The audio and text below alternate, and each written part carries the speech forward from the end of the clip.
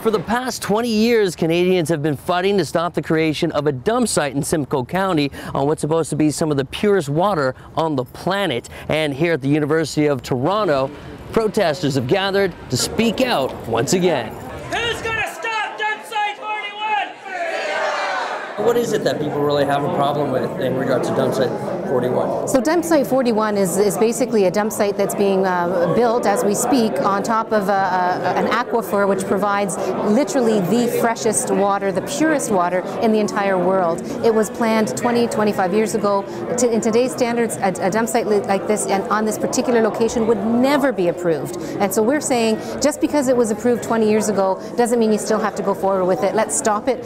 Let's make sure that this aquifer is saved not only for today's generation but for generations to come. I know we're organized to fight Site 41. Unfortunately, it tends to break the law, it appears, and we end up in jail. So I don't want to see anybody else in jail. The protest camp, despite the blockade coming down, is still going strong. There's still many people staying there.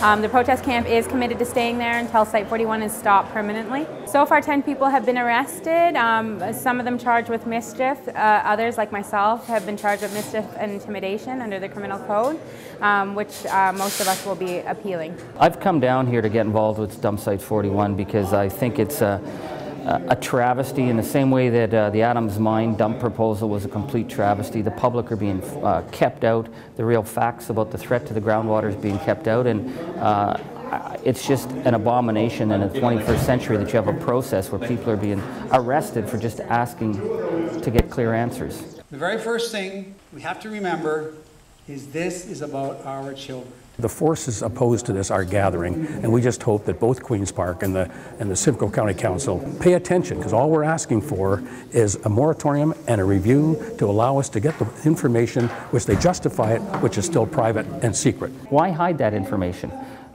They have an obligation to release that to the Information Commissioner, and the Information Commissioner is telling them, cough up the documents, show it to the public, and I think they're running out of legitimacy by denying that access to the public.